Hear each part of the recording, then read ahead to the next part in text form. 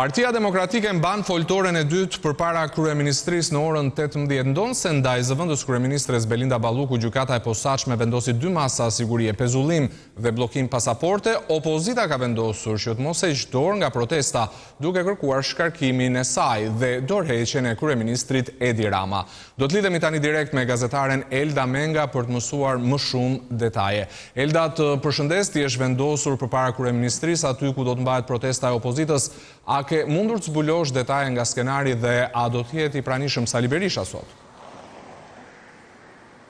Ardi, të përshëndes, në fakt zoti Berisha është drejt udhëtimit për kthim në Shqipëri, për shkak se ka marrë pjesë edhe në asamblenë e CDI-s, një union partish të djathash, ku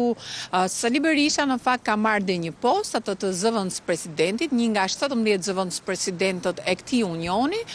i cili një ditë më parë miratoi dhe një rezolut për Shqipërinë, ku i kërkohej në emër të gjithë partive pjesëmarrëse që të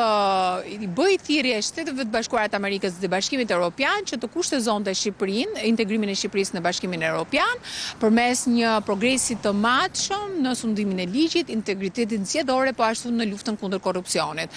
Me sa duket, Sali Berisha pritet që të mbërri në protestë pas ditën e sotme, aty ku do të mbajë edhe fjalën para folësve. Në fakt është menduar si një platformë parlamentare qytetare ajo e opozitës Ardi, ku ende nuk është vendosur në fakt skena para dyrëve të kryeministrisë. Mendohet që organizatorët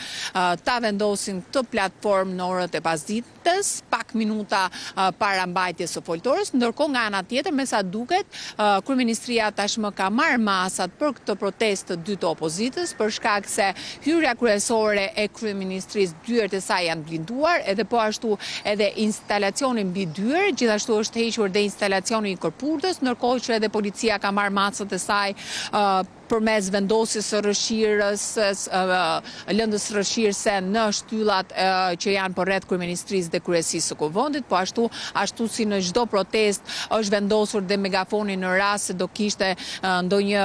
mund të themi, një skenar nga ana opozitës të papritur për të bërë thirrje dhe protestuesve që të ruajnë qetësinë, por protesta është shkuar, tregoi që këto protesta në fakt janë paqësore. Mbahet një fjalë ndërtuar nga deputet të Partisë Demokratike, po ashtu qytetarë të ndryshëm, ndërkohë që peshën kryesore të fjalës do e ketë Sali Berisha, ashtu sikurse edhe herën e shkuar, ku ka kërkuar në fakt shkarkimin e zëvendës kryeministres Belinda Balluku, po ashtu edhe dorëheqjen e kryeministrit Edi Rama pas zhvillimeve edhe të politike të javës së fundit, e po ashtu sa i takon gjithashtu edhe masave të vendosura në adresë numrit 2 të qeverisë. Mirë, ishim me disa detaje nga protesta e sotme orës 18 e opozitës me Elda Mengë.